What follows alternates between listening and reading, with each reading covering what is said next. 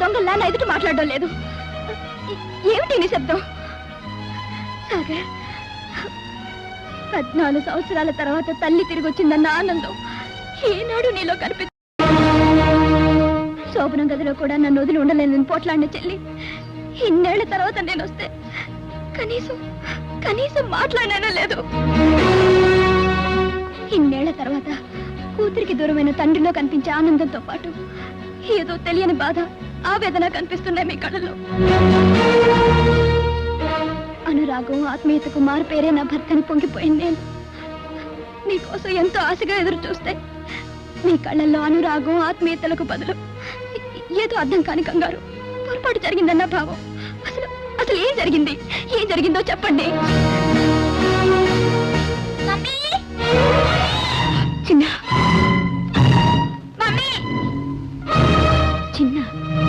నీ పేరు చిన్నానా? అవును. నీకు పిచ్చి తగ్గిందా పెద్దమ్మా? పెద్దమ్మా? నేను నీకు పెద్దమ్మనా? ఎవరు చెప్పారు? మమ్మీ చెప్పింది. మీ మమ్మీ ఎవరు? అదిగో.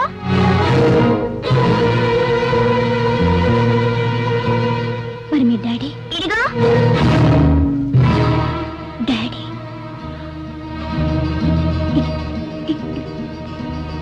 ఇది నిజమా? నిజం సార్. నేను రాధను పెళ్లి చేసుకున్నాను. అవునమ్మా, దానికి కారణం నేను. అసలు వాళ్ళిద్దరికీ ఇష్టం లేదు. కానీ అప్పట్లో నీ ఆరోగ్యం బాగుపడే అవకాశం లేదని డాక్టర్లు చెప్పారు. ఇటు చూస్తే రాధ జీవితం ఇలా అయిపోయింది, అటు చూస్తే తల్లి లేని బిడ్డతో అల్లుడు గారు పడే అవస్థ. ఈ పరిస్థితుల్లో వాళ్ళిద్దరికీ పెళ్లి చేయటమే సరైన పరిష్కారం నాకు తోచింది. నేనే బలవంత పెట్టి చేశాను. అవునమ్మా, మమతానురాగాలకు మరో రూపంగా ఇన్నేళ్లు ఎంతో అపురూపంగా నన్ను పెంచి పెంచేసింది పిన్ని.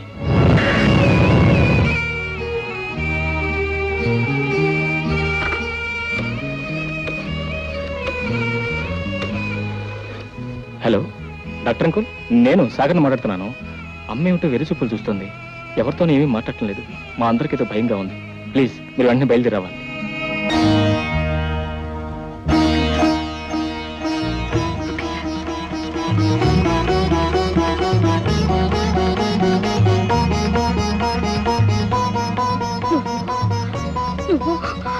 నువ్వు నా కాపురంలో నిప్పులు పోసావే, నా కాపురంలో నిప్పులు పోసావు.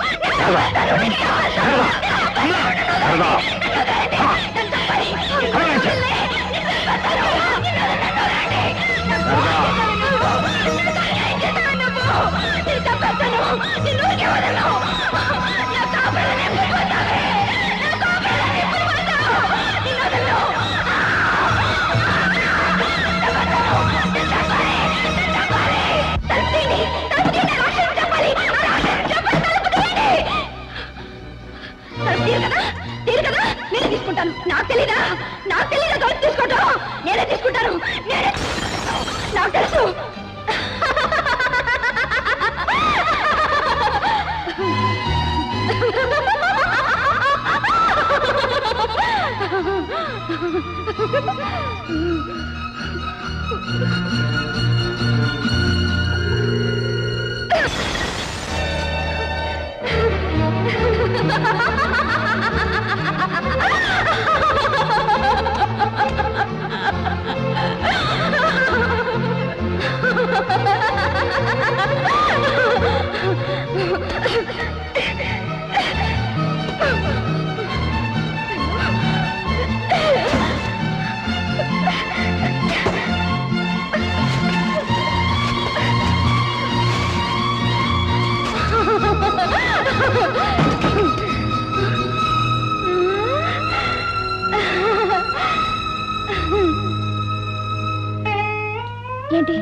ఏంటి అలా చూస్తావు? నువ్వు పిచ్చిదానివే. నీకు తెలీదా నువ్వు పిచ్చిదానివని? నేను పిచ్చిదానా? నీకేం తెలిసే? నిన్నేం చేస్తాను చూడవే. చచ్చిపోయింది. అది పిచ్చిదండి. దానికి ఏం తెలీదు. ఇంట్లో అది ఉండటం ఎవరికి ఇష్టం లేదు. Doctor please come. మీరు ఇక్కడే ఉండండి. నువ్వు మంచిదాను కదమ్మా, వెళ్ళిపోమ్మా ఇంట్లోంచి, వెళ్ళిపోమ్మా. ఎవరికి ఇష్టం లేదు మనం ఇక్కడ ఉండటం. వెళ్ళిపోమ్మా, వెళ్ళిపోమ్మా. నువ్వు మంచిదాను కదమ్మా, నా మాట వింటావు కదమ్మా. పిచ్చిపడ్డ, నా మాట వింటుందండి. నీకు ఇంకేం కష్టం ఉండదు, అందరూ సంతోషంగా ఉండొచ్చు. వెళ్ళిపోతుంది, వెళ్ళిపోతుందిలేండి, వెళ్ళిపోతుంది, వెళ్ళిపోతుంది. ఎవరికి ఏ కష్టం కలిగించకుండా వెళ్ళిపోతుందిలేండి.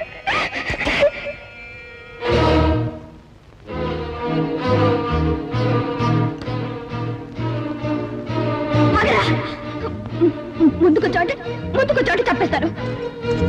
ఆగవా, ఆగో కదా.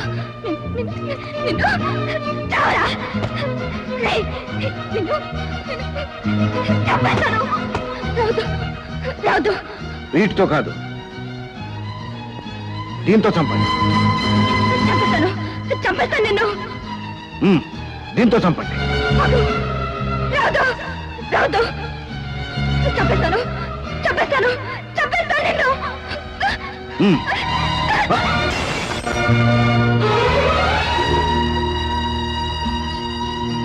మీకు అసలు పిచ్చి లేదు. కాదు. మీరందరినీ మోసం చేస్తున్నారు. లేదు. మీరు పిచ్చి నటిస్తున్నారు. లేదు, నీ పిచ్చిదాన్ని, నీ పిచ్చిదాన్ని. ఏ పిచ్చిది ఇలా అనదు. మీరు పిచ్చివారు కారని ఇప్పుడు అందరూ చెప్పేస్తారు.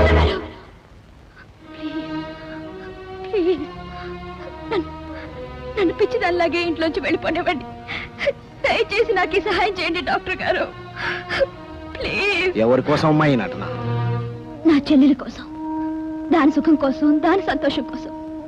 ఈ లోకంలో ఏ ఆడది చేయలేని త్యాగం నా రాధ నా కోసం చేసింది. 14 సంవత్సరాలుగా ఈ ఇంటితో, ఈ ఇంటి మనుషులతో ఎన్నో అనుబంధాలు పెంచుకున్న రాధ నేను బాగా ఇంటికి రాగానే నా కోసం అవన్నీ వదులుకొని తను ఒంటరిగా మిగిలిపోయింది. ఈ పిచ్చక జీవితం వెన్నెలమయం చేయాలని తన బ్రతుకుని చీకట్లోకి నెట్టేసుకుంది. దానికోసం నేనేమైనా చేయాలి డాక్టర్, దానికోసం ఏమైనా చెయ్యాలి. మీరు ఇలా పిచ్చి నటించడం చాలా అవసరం డాక్టర్. ఆత్మహత్య చేసుకునేంత పిరిగిదాన్ని కాదు నేను. నేను ఇక్కడే ఉంటే రాదు వెళ్ళిపోతుంది. ఇద్దరం కలిసి ఇంట్లోనే ఉండటం అది జరగని పని. ఏ ఆడది భర్త ప్రేమను మరో స్త్రీతో పంచుకోలేదు. జీవితంలో 14 సంవత్సరాలు నాకు తెలియకుండానే ముందుకు వెళ్ళిపోయాడు డాక్టర్.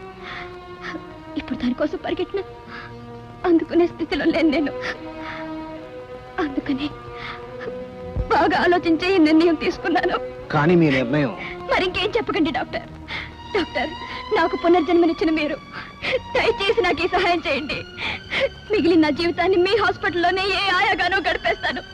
Please doctor, please. కాదనకండి, కాదనకండి డాక్టర్, దయచేసి కాదనకండి. మీ నిర్ణయం తప్పో ఒప్పో మీ ఇష్ట ప్రకారం జరుగుతుంది. బాయ్స్,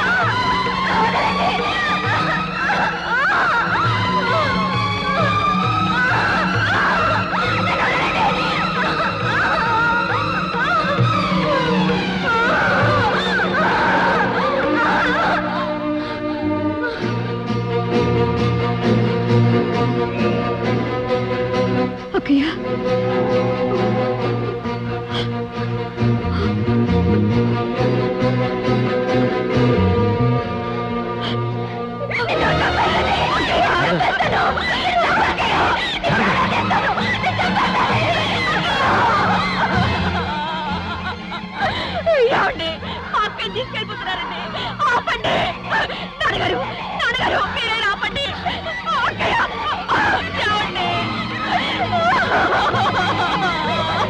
హాయిగా ఉండండి.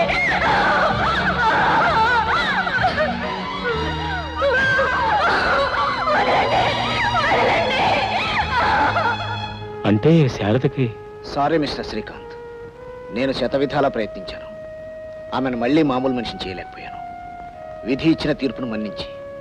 ఆమెను అలా వదిలేయటమే మనం చేయగలిగింది. పోనీ ఆఖరి ప్రయత్నం ఏదైనా చేస్తే? ఈ పరిస్థితిలో ఆమెను డిస్టర్బ్ చేయడం మంచిది కాదు. ప్లీజ్.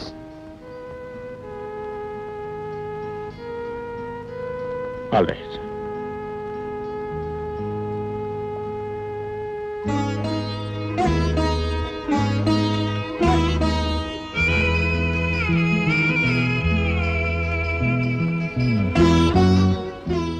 ఏమండి?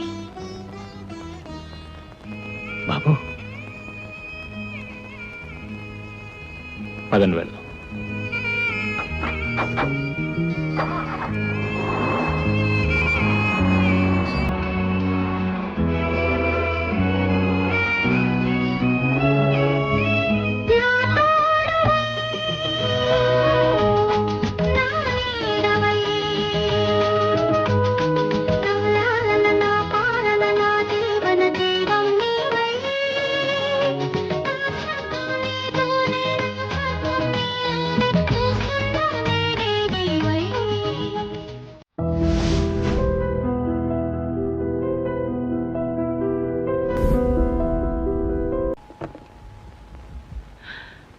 దండాలి బాబు.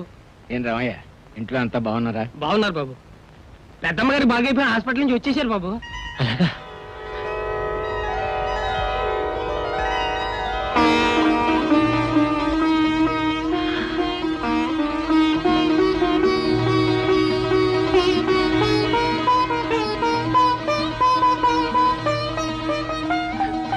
నాన్న, నాన్న, నాన్న.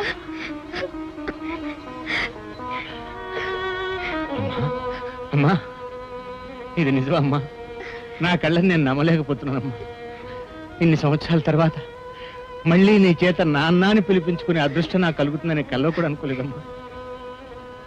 అవునమ్మా, నువ్వు బాగుపడి ఇంటికి వచ్చావన్న విషయం కనీసం ఒక ఉత్తరమైనా రాయలేదమ్మా. నేనే ఊరికొద్దాం అనుకున్నాను నాన్న. మీరు బాగున్నారు నాన్న? మాకేళ్ళమ్మా, మేం బాగానే ఉన్నాం. కానీ నువ్వు అలా అయినప్పటి నుంచి అస్తమానం నీ ఆలోచన అమ్మా. డాక్టర్లేమో నీ ఆరోగ్యం బాగుపడుతుందని నమ్మకం లేదన్నారు. అందుకని ఈ ఇంటిని నిలబెట్టడం కోసం రాధను. అదే మామగారు, మీరు రాధని ఇంటికి పంపించారు. మీరు అనుకున్నట్టుగానే ఏ లోటు లేకుండా రాధ ఇంటిని నిలబెట్టింది. రాధ ఇంటి నిలబెట్టింది బాబు, నిజమే. కానీ ఇప్పుడు అది నిలబెట్టడం ఎలాగో అని. అదేంటి మామగారు, మీరు కూడా అలా అంటారేంటి? శారద వచ్చింది కదా అని రాధను వదిలేస్తామా? 14 సంవత్సరాలుగా ఇంటి బాధ్యతని మోసిన నా చెల్లిని నేను ఇంటికి రాగానే పంపించేటంతటి పాషాణ హృదయం కాదు నాన్న నాది. అది కాదు బాబు, నేను అబ్బాయా ఎప్పుడొచ్చా? నీ ఆరోగ్యం బాగుందా? బీపీ తగ్గిందా? వీడి కోసమేనమ్మా నేనంత తాపత్రయపడింది. అప్పటికి వీడు పసికందు, వీడిని చూసుకునే దిక్కు లేదు. వీడు చూస్తే అల్లుడు గారి పరిస్థితి తలుచుకుంటేనే గుండెలు పిండేసినట్టుగా ఉండేది.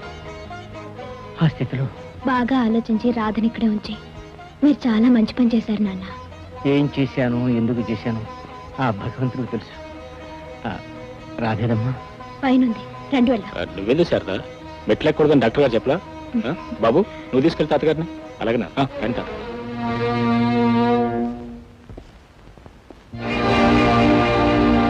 రాధా, ఏమిటమ్మా, ఏమిటిది? ఏం లేదు నాన్న, ఏం లేదు. చెప్తాను రండి. స్వస్తి ప్రజాభ్య పరిపాలయంతాం న్యాయేన మార్గేణ మహీమహీష. రాధమ్మ గారు, అమ్మా రాధమ్మ గారు. శాస్త్రి గారు, మీరు అమ్మా మీరు ఈ అంతా తర్వాత చెప్తాను. అక్కయ్యకి నైవే ఇంటికి వచ్చేసింది. మరి ఈ సంవత్సరం సత్యనారాయణ వ్రతం అది ఏమిటి సత్యనారాయణ వ్రతం అంటున్నారు? ఏం లేదు అక్కయ్య, నీకు బాగైపోయింది. సాగర్కి పెళ్లి సంబంధం కుదిరింది. అంతా బాగుంది కదా. అందుకే ఈ ఏడు నువ్వు సత్యనారాయణ వ్రతం చేస్తే మంచిదని నేనే శాస్త్రి గారిని పిలిపించాను. అవునమ్మా, సత్యనారాయణ వ్రతం చేస్తే అందరికీ అన్ని విధాలా శుభం జరుగుతుంది. ఎప్పుడు చేయించాలి శాస్త్రి గారు? రేపే కార్తీక పౌర్ణమి, చాలా ప్రశస్తమైన రోజు. అలాగే చేద్దానండి. రాధా, వ్రతానికి ఏమేమి కాలో కొంచెం చూడమ్మా. అలాగే అక్కయ్య. రాధ బాగా ఆలోచించి ఈ మాట చెప్తున్నావా? అవునండి, ఆ దేవుడి విషయంలో కూడా అబద్ధం వాళ్ళేనండి. గత 14 ఏళ్లుగా ఈ ఇంట చేసే వ్రతం కేవలం నా గురించి ఆగిపోవడం నాకు ఇష్టం లేదు. మరి రేపు వ్రతానికి వచ్చిన వాళ్ళు నేను ఇలా చూసి ఏమిటిదని అడిగితే ఏం సమాధానం చెప్తావు? పీటల మీద కూర్చున్న శారదను చూసి ఎవరి బిడా అని అడిగితే ఏం చెప్తావు? మీరు బ్రతకుండగానే మీ ఆవిడ పొట్టి తుడిచేశారంటే నన్ను నిలదీసి అడిగితే ఏం చెప్పమంటావు? చెప్పు రాధ, చెప్పు. ఏమండి, ఏవైనా సరే దేవుడు పూజ ఆపకూడదండి. ఎంతో పుణ్యం చేసుకుంటేనే కానీ చేసుకోలేని ఆ వ్రతం నా కారణంగా ఆపి నేను ఆ పాపాన్ని మూటగట్టుకోలేనండి. All right. అయితే ఈ నిజం తెలిసిన వాళ్ళని మాత్రమే రేపు మనం వ్రతానికి పిలుస్తాం.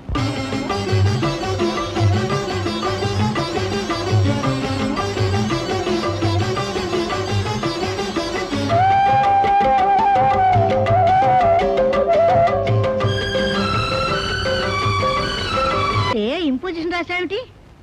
మమ్మీ మమ్మీ మమ్మీ అని ఇన్ని మమ్మీలు రాసావిట్రా? ఇన్ని మమ్మీలు రాశాను కదండి, ఒక్క మమ్మీని చూపించండి. నాకు మా మమ్మీని చూడాలనుంది. మీరు మంచి వాడిలాగా ఉన్నారు. చూడు, ప్లీజ్. రేపు మీ మమ్మీని చూపిస్తాను గానీ ఇవాడి కాంపోజిషన్ రాసి రాయను. కొన్ని బిస్కెట్లు తిను. నాకొద్దు. సరే పోయి పడుకో. రాయను, తినను, పడుకోను. మా మమ్మీ కావాలి. చూడు, నువ్వు చాలా మంచివాడు. అరే ఏమిటి ఒళ్ళిలా కాలిపోతాం? జ్వరం వచ్చిందా?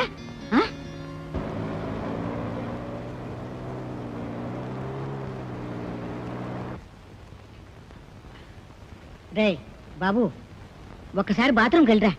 నేను వెళ్ళను. వెళ్ళిరారా, లేకపోతే కడుపు ఉబ్బిపోతుంది. కావాలంటే మీరు వెళ్ళండి. సరే నేను వెళ్ళొస్తా గానీ ఇదిగో నువ్వు ఈ బిస్కెట్లు తింటూ ఇక్కడే కూర్చో. ఇప్పుడు వచ్చేస్తాను, ఇక్కడ ఉండు.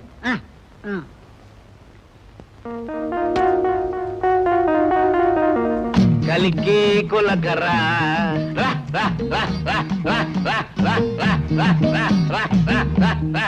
అరే ఎదుడు ఎక్కడ బాబు?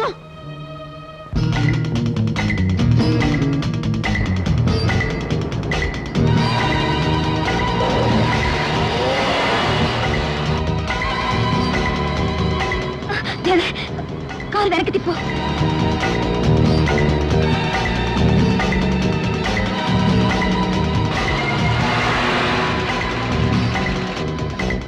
కారు త్వరగా పోనివ్వు. ఆ రోజు మీ ఇద్దరిని ఒప్పించి బలవంతంగా నేను చేసిన పెళ్లి ఇన్ని అనర్థాలకు దారితీస్తుందని నేను ఊహించలేదమ్మా. ఇందరూ ఇన్ని విధాల బాధపడడానికి కారణం నేనే. బాధపడకండి మామగారు, విధివ్రాతను ఎవరు తప్పించగలరు? అసలు శారదకు అలా మతిపోతుంది అనుకున్నావా? రాధాన్ని నేను పెళ్లి చేసుకుంటాను అనుకున్నావా? మతిపోయిన శారద మళ్ళీ మామూలు మనిషిగా తిరిగి వస్తుంది అనుకున్నావా?